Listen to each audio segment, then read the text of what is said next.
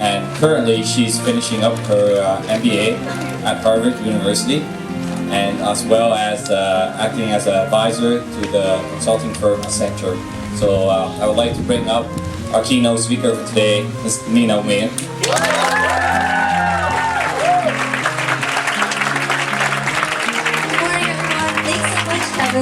You guys realize you had such a van of white on your staff here? He's presenting and doing all these things. Thanks for that kind invitation. Excuse me, it's a little windy up here. Everything's falling apart. I need Kevin, that's why. It's great to be here with all of you. I've never been to Lindo. This is my first program, so I'm so excited to be here. I prepared some things because I didn't want to miss this opportunity to share with you some of the things I've learned while I was in Washington, some of the mistakes I've made, things in life in general to be helpful to you as you think about your careers. But my first time with VCSA was in Houston about 2 years ago, and I had such a great time. And so I want to take a moment to thank the leadership of VCSA, especially Ji Enlan, for all their tireless hours of work for keeping this program alive. She was the last to bed and first up this morning in our room, and so there's this tireless commitment to making sure organizations like VCSA exist across the U.S. So let's give them a round of applause.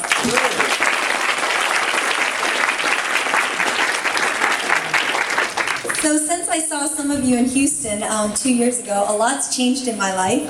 In addition to getting married, you heard from Kevin, I went back to school, something I really wanted to do, and I just finished 3 weeks ago at Harvard, and it's been a great kind of 2 years there, and I mentioned this because I look out at all of you, and I am so envious that you're starting school, you're in the middle of school, because school is an amazing time. For me, it was, this is why I practice yoga now. For the 8 years I was in Washington, I never had a chance to do any of that stuff. So I kind of went through this detox and really enjoyed my time there. But the beauty about being in school is you can get inspiration from all sorts of places around you, your friends, people. You get to explore every intellectual curiosity that you have out there.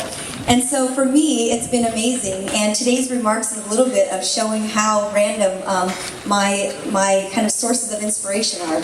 About a few weeks ago, I took my niece and nephew, about 6 and 7 years old, on a roller coaster ride at a local carnival. And we're getting in line, we're getting closer and closer to the roller coaster, and as it swishes by, you can see the fear in their eyes, right? They're like, oh God, do I want to get on? You know that feeling when you're getting close and you're like, oh, I'm fine. And you get up there and people are screaming and yelling, and suddenly you're like, all right, I think I need the exit.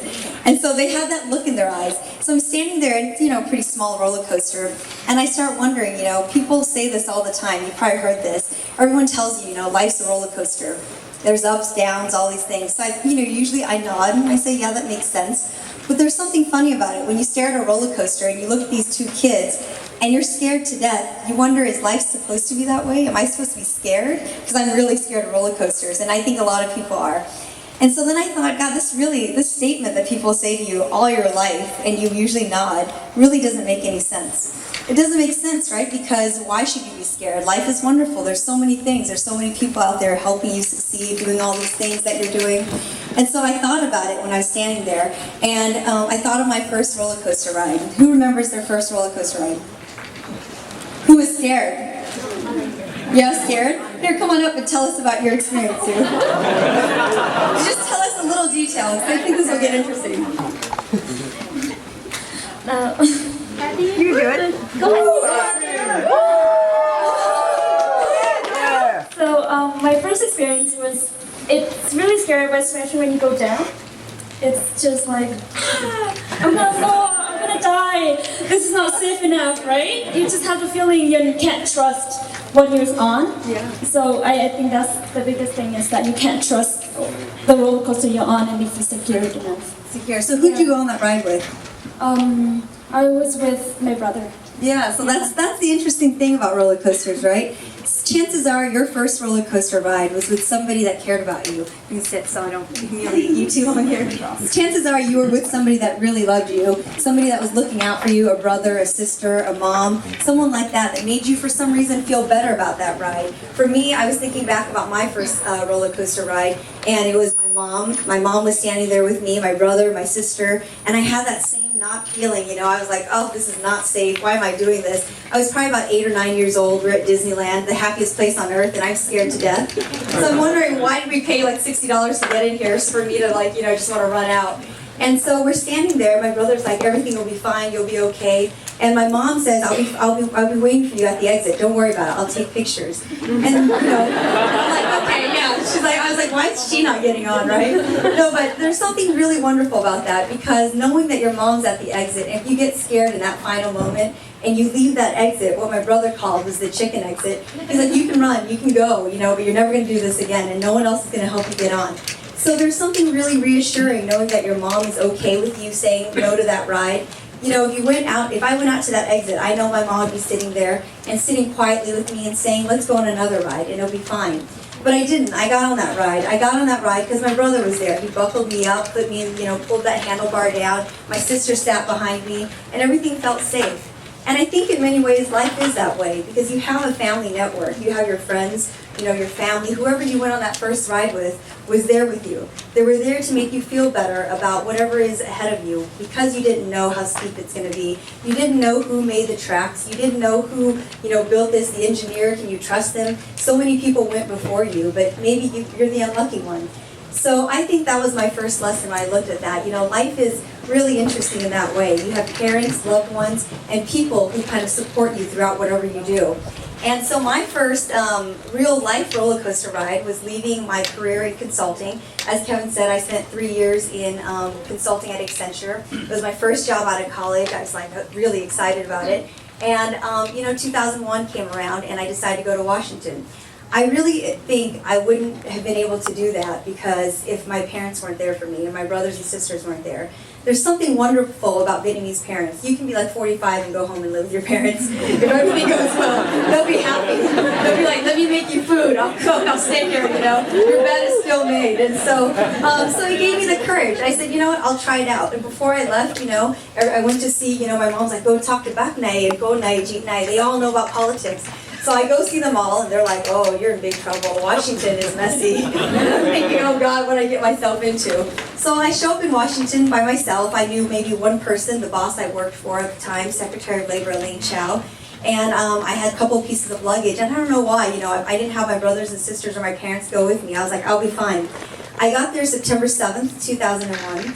4 days later, we're evacuating the office I was in. I lived a block from the Pentagon. I had no idea where I lived. I was taking the metro into work. So I thought, I got to get home. I can't call my family. I have no idea. I'm looking in the streets, and I didn't know anybody. So I start walking towards the smoke. The smoke is where I lived, the Pentagon. And I get there, and I'm choking in the smoke. I have no TV. I have no way to communicate with anybody because cell phones were down. And I go to my apartment. My bed hasn't arrived. Nothing's arrived. And I'm sitting there and thinking, why am I doing this? And I really wanted to go home at that time. And the first 4 days of work, it's always bad. You're meeting new people, and they're giving you this work that you have no idea, how to do and why you're there. And so, it felt very uneasy. And so the truth is, I kept 4 boxes that I packed in, or actually all my boxes, under my bed. Because I was like, if I get fired or if things go really bad, I'm packing it all up and going home. So I came with 4 boxes, I'm leaving with 4 boxes. So I wouldn't buy anything, I wouldn't, try to expand anything, because I really thought, I'm going to get fired. Like, how can they trust me with billions of dollars in the government? So I got very nervous about that. We worked around the clock the next 4 months getting unemployment insurance out to people in New York and Virginia area. We were, just devastated by the attacks, and we spent hours and hours trying to figure out how we create new jobs in New York and across the country, because the economy was kind of faltering at the time. And I started to love my job. I started to see how wonderful it was that I was this person who had no idea what I was doing, being able to just go in, work with people around me, and just create wonderful things for the U.S. But the thing at the end of the day, and the lesson is, and this goes back to roller coasters, is I wouldn't have been able to do it without my family. So family, I want you all to remember your family, your friends so much. We take our family sometimes for granted because we know that we can come back to them anytime. To remember really that, one, you have your family with you should you want to do something different, should you want to explore the world, should you want to travel somewhere. Where's our friend from Belgium? You want to go visit our friend from Belgium and work in a chocolate factory. You can do that. Hey, no, that's a good thing. They're great with chocolates. No, but you can do that. In this day and age, you can do these things. And I want you to thank your parents for that, and remember that. Thank all these camp counselors and, Chianlan and Anbao and all these individuals. They are here to see you succeed. But I also want to say something funny about families. The second thing I learned about roller coasters is, we love our families, we care a lot about them, but it's so easy at the flip of a switch to turn around and start yelling at them and exchanging angry words and being like, no, you don't understand me, you don't know why you're saying these things, and you're just ready to fight at any time because they don't understand you. And so I think a lot of times we stand there and we wait to get in. When someone's telling us something, we don't listen. We just want to say why they're wrong, what we have to express, our point of view. And the funny thing that happens on roller coasters, and two of you probably remember this, you get on there, right, and it's loud and it's chaotic and crazy, and then suddenly there's a calm and you're going up and there's this click, click, click noise and you're like, oh God, what's next? And you turn around to look at whoever's behind you, and either their eyes are closed and they're clenching onto the handlebars and they're about to scream, and you don't exchange any words. All you can do is listen. You can look at them and listen, and that's it that you can do on a roller coaster. And in life, I don't think we listen enough. We rarely take those special moments to turn around and look at each other and say, how's someone feeling? Are they scared? We're like, oh, I'll go on Facebook, write on their wall, poke them, I'll send them a text message, I'll IM them, don't worry about it, I'll BlackBerry them, I'll BBM them, I'll do all these things, I'll communicate. And we think that's a way of touching people, but I think it's really not. In many ways, when you send these messages out, you can't hear the subtle undertones of hurt, anger, happiness, all these things that are so important in life when we interact with people. And the reason I focus so much on listening is I'm still trying to get better at it. I'm always ready to go to the next thing, like tell me what you got to say and let's move on. And so I'm trying to get better at it. But the reason why I focus so much on listening is because listening changes everything. Listening means it's no longer about me, it is about you. Me listening to your story is now about Tu. What did Tu feel at that moment? How was she feeling? Why was she scared? What were all those things? And leadership is very much about that. It is not about you. It is about everybody around you. When you look at these camp counselors, your camp, leaders here, they are wonderful people. I mean, it is amazing. Your camp leader here, she's 22 years old and just articulating so amazingly, but they're not doing it about them. They don't want to be up here to say, I'm great, I'm wonderful, I'm camp counselor. They want to do it because of you, and that's what leadership is about. I know it's hard to kind of conceptualize this, but leadership is more than anything. It is about the people you lead. I assure you, when you get to the pinnacle of your career, you'll look around, articles will be written about you, so-and-so found this cure for, some rare disease, so-and-so is valedictorian of his or her class. And when you do that, these articles are not being written because you're spectacular, they want to make you famous. These articles are written because you serve as an inspiration to each other. People love these great stories. That movie, Pursuit of Happiness? Have you guys seen that movie? It's this great, wonderful story. Yeah. And it's not about him. It is about his story. It is about how lucky he was to work so hard and be, a homeless person on the street, to go work for Solomon Smith Barney and become this amazing banker because he had a dream. Why do people tell stories like this in movies like this? They tell these stories in movies because they inspire other people. And that's what your stories are going to be about. Every year I try to come to events like this and other student events, not because I think I've got some great knowledge to bestow on you to make you smarter or better, but because I think you have a remarkable ability to change the world. By standing up here and doing this small thing, just saying, this was my experience on a roller coaster, you've changed the dynamic in this room. You've told everybody it's safe to be vulnerable. It's safe to talk about your experience. We're family here. Let's just talk. And I think that is really, in a small way, changes the dynamic of the world we live in. And you are so fortunate. I don't know if we all realize this. I think about it every day. But you are so fortunate. At your age, my parents did not have enough money to send me to camp. I didn't leave the country until I was really a lot older. Anytime we left the country, it was in my dad's van so that he could go sell books in different cities and drop off inventory because we had a grocery store.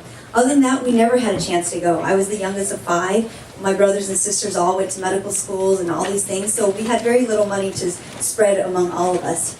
And you guys, you have families that love you, families that have the means to send you to camps like this, to put you in great schools, to do anything it is that you want to do. And I can say this confidently because I spent the last 5 years on the board of a nonprofit where we go overseas and we do these health missions in places like Cambodia, Vietnam. We're trying to get into Cuba and other places. And when we go there, I meet these wonderful medical students. They're so smart. I mean, they're just a lot like all of us. They're wonderful. And you talk to them, and they're so sick of their governments. They're sick of their countries. They are sick of seeing the healthcare system deteriorate the way it is. They're in medical school, and they can't even get supplies to, practice. And so, and I asked them, what are you going to do about it? And they're like, there's nothing we can do about it. It's because they don't live in a democracy the way you do. You all are so lucky in a sense that we have the biggest ability to dream. Living in a democracy tells you, like the movie Pursuit to Happiness, you can dream and you can look around you and say to your friends to the left and right, this is my dream, this is what I want to do, come help me. And somebody will help you. And someone along the way will find a way for you to go and pursue that dream.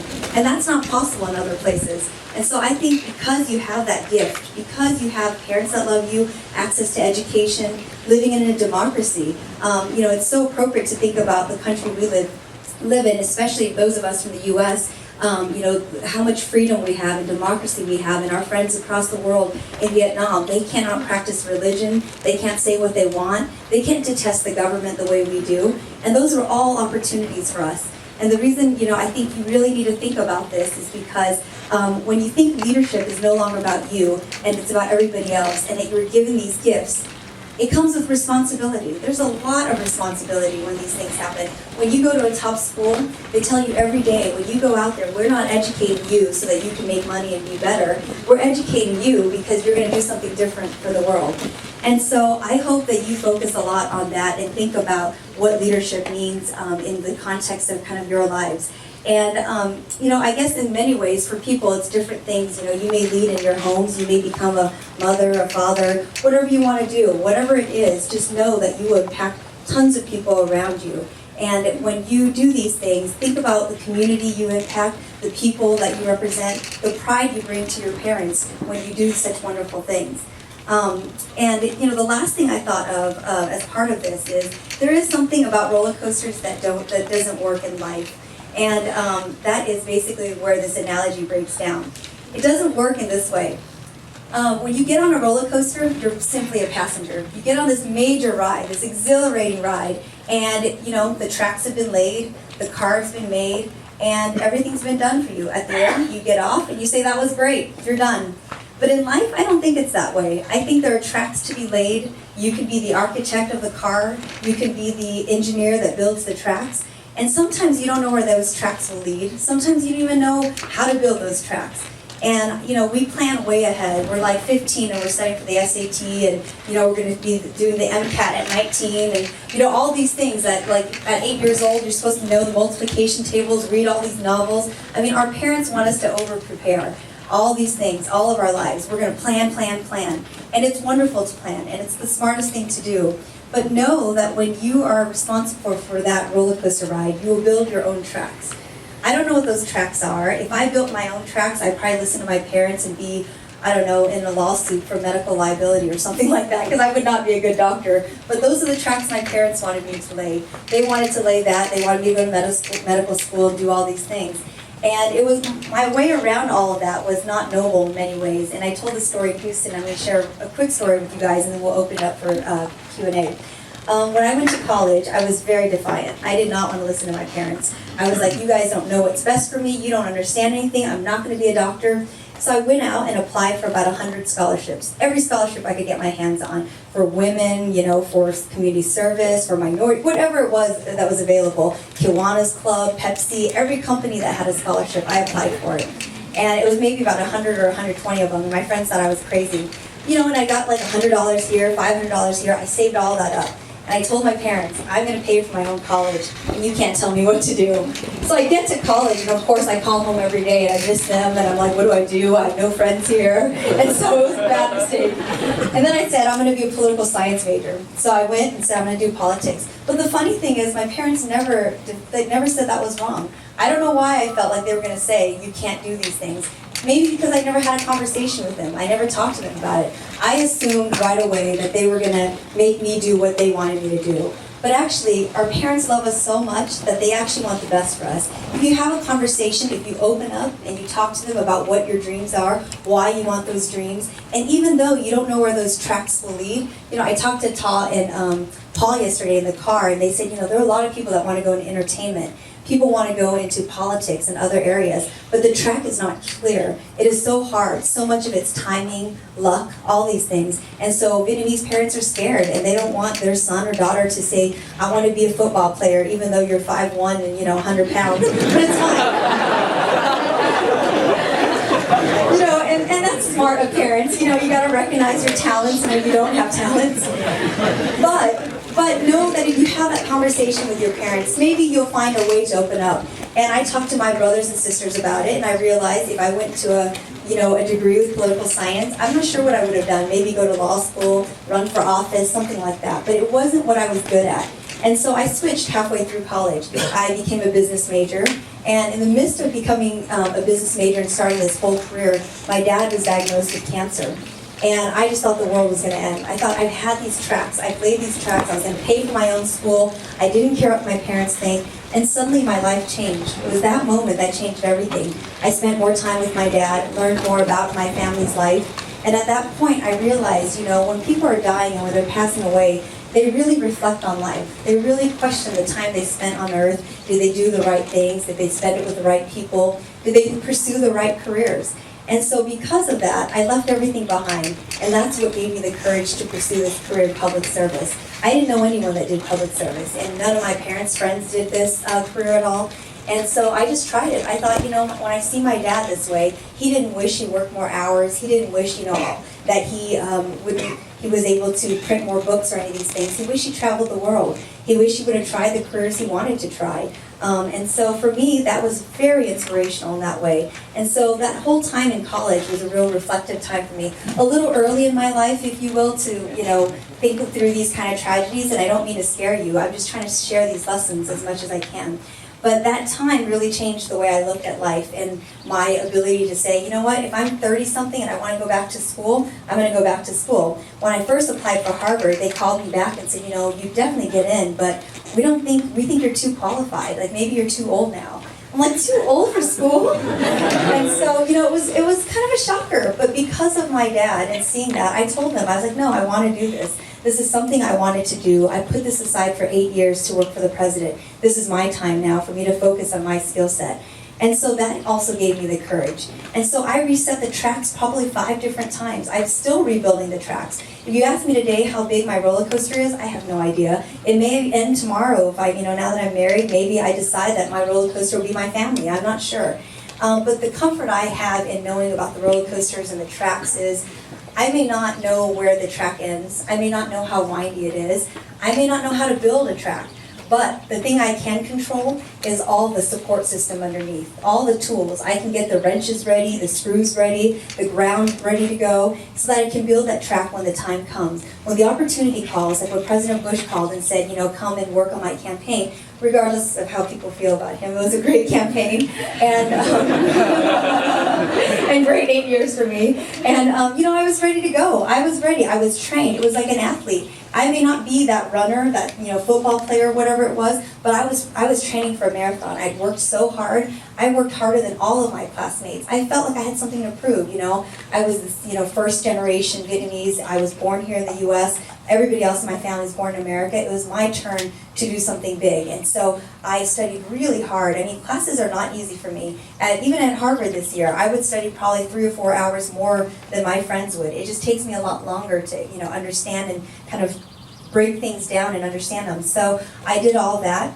I took every chance I could to learn. I had this undying curiosity. I mean, this summer I left and went to work in Singapore. I spent a month in Vietnam, traveled to Indonesia. I just kind of went and tried all of these things because I just want to know what's out there. I want to know what I can do. I don't really know that people ask me, and Bao said earlier, are you going to run for office? And I'm like, I'm not really sure. I don't think I'm good at that. Every day I'm trying to find out what I'm good at. And I think that is a wonderful chance. It's something we all have. And especially at your age, I hope you continue to think about things like that. If you want to be a football player, join a local football team and see if you can handle it.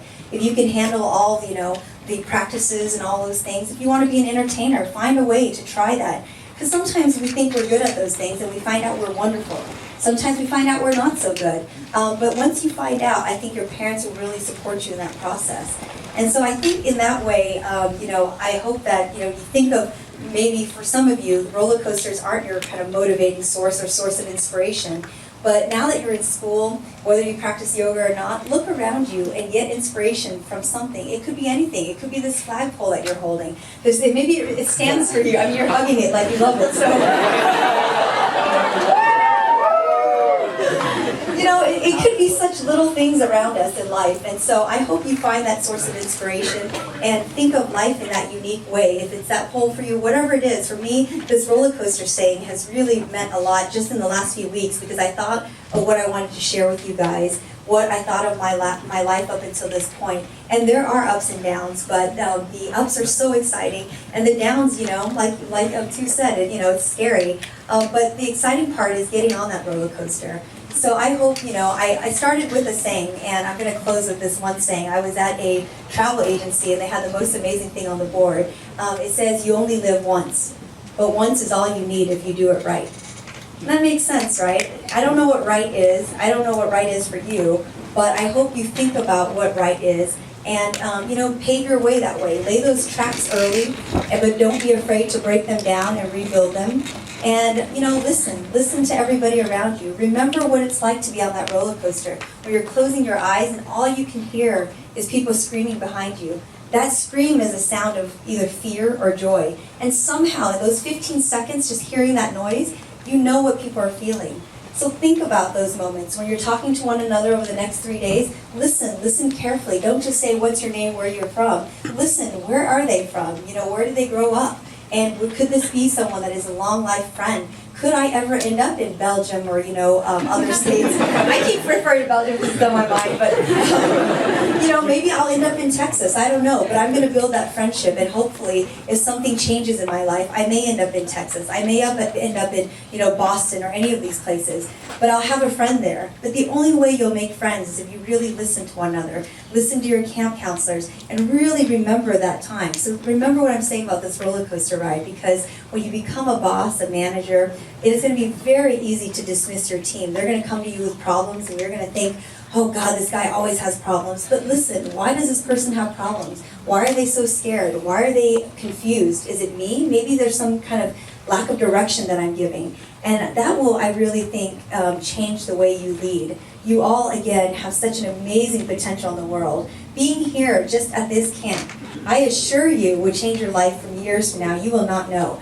You have role models to look at. For some of us growing up, I didn't know how to speak. I didn't know, I was scared to death of getting on, a microphone and holding it. But I had mentors. They got up on stage, they talked, just like all these individuals here. I watched them, I learned. I watched how they organized things. Today there's little things that are going around you. How are these team building activities designed? Why is it that Tal woke up at 6 a.m. to do this exercise? I don't know how many of you went, but that's commitment. That is commitment that you will never see again in your life, because at school you're just running. You're hurrying up, meeting up with a friend, going to class, taking notes, studying for finals. You're nervous about, what your next step is. Where's my summer internship going to be? What am I going to do? How am I going to get into medical school? And you will stop to forget to think about you. Think about how you will become a better leader, about how you will listen to those around you so that you can learn. All that learning will help you do better in finals, will help you do better in your essays to business school, medical school, wherever you decide to go. And so I think that's so important. And then finally, don't abuse family. I think, I talk a lot about it because I think when I look out at you all today, there's so much hope in all of you, in your community, but mostly your parents. They have invested so much time to send you here, to drive you here, to spend the hours and the money and all this stuff to give you the best the world has to offer, is because they believe in your potential. And I'm here just because I want to share those thoughts, and I also want to, be available to all of you. If you want to pursue a non-traditional path, we're here. There's so many people that you can talk to. And once you get, involved in work and other things, you'll have access to people in entertainment, in arts, in, architecture, and you can introduce one another and help one another access careers you otherwise wouldn't have access to. So with that, I thank you. Just leave you with that quote. Remember that. You have one life to live, but once is all you need if you do it right. Okay, so thank you so much.